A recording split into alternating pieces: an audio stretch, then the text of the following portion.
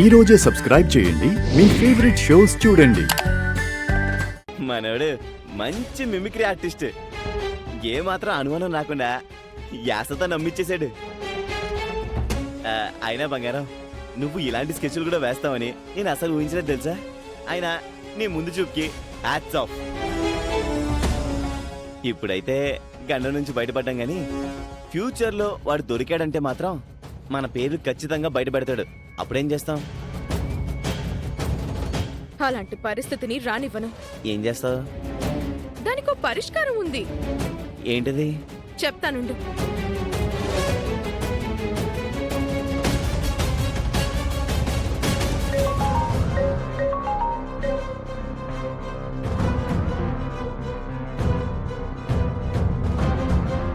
తర్వాత చూద్దాం, నువ్వు వెళ్ళు. Okay sir.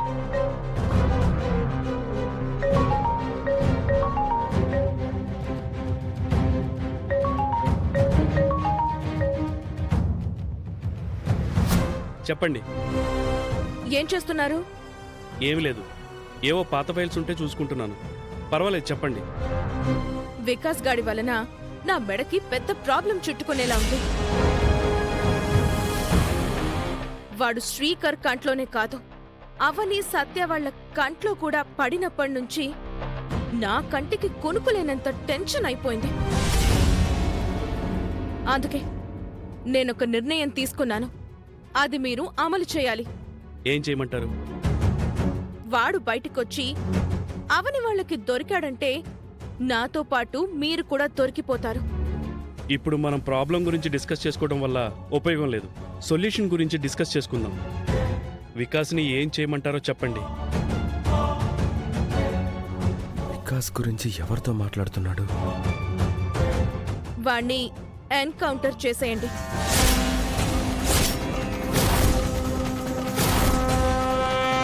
విన్నారా? విన్నాను. షాక్ అయ్యారా? ఎందుకంత పెద్ద డెసిషన్ అని? వాడు దొరికిపోతే మనకి లాభం కన్నా నష్టమే ఎక్కువ. వాడి వలన 2 సార్లు ముక్కు పొడక డీల్ మిస్ అయింది. వాడు చస్తే కనీసం శ్రీకర్కి యావజ్జీవ కారాగార శిక్ష అయినా పడుతుంది. వాడి వలన ఆ మాత్రం మేలు జరిగినా చాలు. ఏమంటారు? వాడి సంగతి నేను చూసుకుంటాను. పనైన తర్వాత నేనే మీకు కాల్ చేస్తాను. ఉంటాను.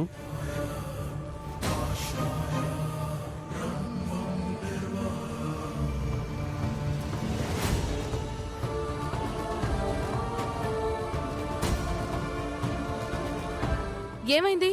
ఎందుకలా ఉన్నావు? మరి పెద్ద డిసిషన్ తీసుకున్నట్టు నీకేం అనిపించడం లేదా? ప్రళయం వస్తున్నప్పుడు పక్కకి తప్పుకుంటావా, పోటుగాళ్లాగా ఎదురు వెళ్లి నిలబడతావా? పక్క తప్పుకుంటాను.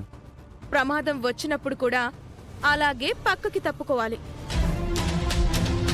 అందుకే వికాస్ గారిని లేపేసి శ్రీకర్ పర్మనెంట్ గా జైలు నుంచి బయటికి రాకుండా చేస్తే ఆ తర్వాత అవని అక్షయ్లను అనాథలను చేసి బయటికి గెంటయ్యొచ్చు. నువ్వు మామూలు దాన్ని కాదు బంగారా. నీ బ్రెయిన్ ఉంది చూసావు, దాన్ని తీసుకెళ్లి మ్యూజియంలో పెట్టాలి. అంటే నేను చంపేద్దాం అనుకుంటున్నావా? అయ్యో, ఎంత మాట బంగారం! ఏదో మాట వరుస కదా. నువ్వు ఎస్ఐ దగ్గర నుంచి వికాస్ గాడి చావు వార్తని తొందరగా వినాలి.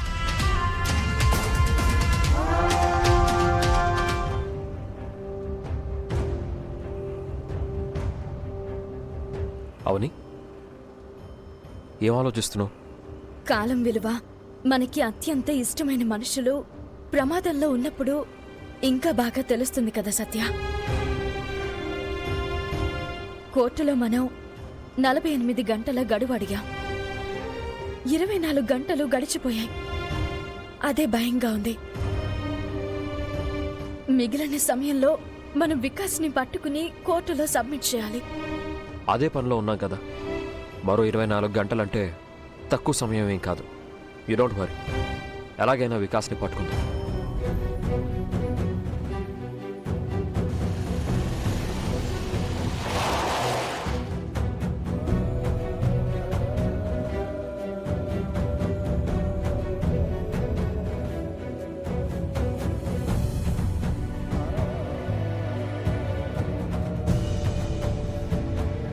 ఏంటి ఇలా వచ్చారు? శ్రీకర్ని కలిసి మాట్లాడాలి. ఏం మాట్లాడతారు? ఎన్నిసార్లు మాట్లాడతారు? కోర్టులో 48 గంటలు సమయం అడిగారు కదా, ఇంతలోనే ఏమైపోతుందని పదే పదే వస్తున్నారు? సత్య, నేను వెళ్ళి మాట్లాడుతూ ఉంటాను. సరే.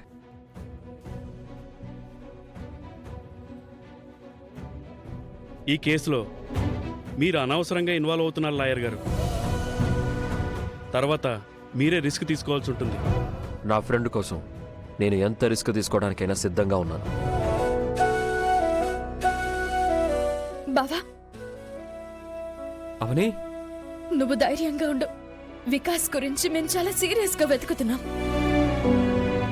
సత్య కూడా వికాస్ ఫోటోని తన ఫ్రెండ్స్ అందరికీ సెండ్ చేసి ఎక్కడైనా కనిపిస్తే పట్టుకోమని చెప్పాడు. నా గురించి మీరు తెలుసుకున్నది చాలా తక్కువ లాయర్ గారు. మీ మంచి గురించే చెప్తున్నాను, మీరు సైడ్ అయిపోండి. నా మంచి గురించి ఆలోచించేంత మంచితనం మీ దగ్గరుందా? భలే జోక్ చేస్తున్నారు సార్ మీరు. సరే సరే, మనం తర్వాత కలుసుకుందాం. నాకు అర్జెంట్ పని ఉంది, నేను బయలుదేరుతున్నాను. Of course, yes.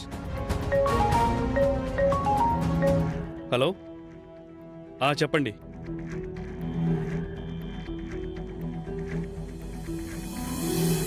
సత్య కూడా బయటే ఉన్నాడు. ఈ రోజు మేము చాలా ఏరియాలో జల్లెడ పడతాం, సరేనా? అవని, నీకొక ముఖ్యమైన విషయం చెప్పాలి. ఏంటి? ఇందాక ఎస్ఐ ఎవరితోనో ఫోన్ మాట్లాడడం విన్నాను. నాకు అర్థమైంది ఏంటంటే అతనికి వికాస్ ఎక్కడున్నాడో తెలిసినట్టుంది.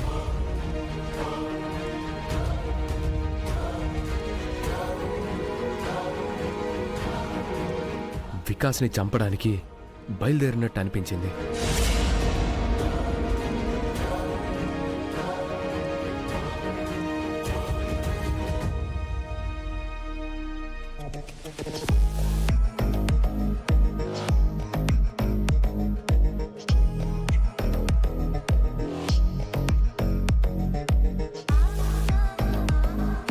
అంటే అతను ఎవరితోనో చేతులు కలిపాడు. నా కేసులో ముఖ్యమైన సాక్షిని చంపేసి నన్ను శాశ్వతంగా జైల్లో ఉంచాలని చూస్తున్నాడు.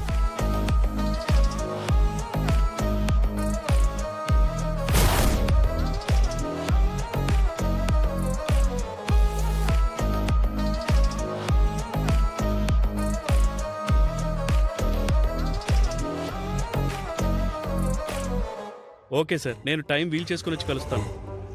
శ్రీకర్ నేరం చేశాడని బలమైన ఆధారాలున్నాయి. అతను తప్పించుకోలేడు, నువ్వు కాపాడలేవు.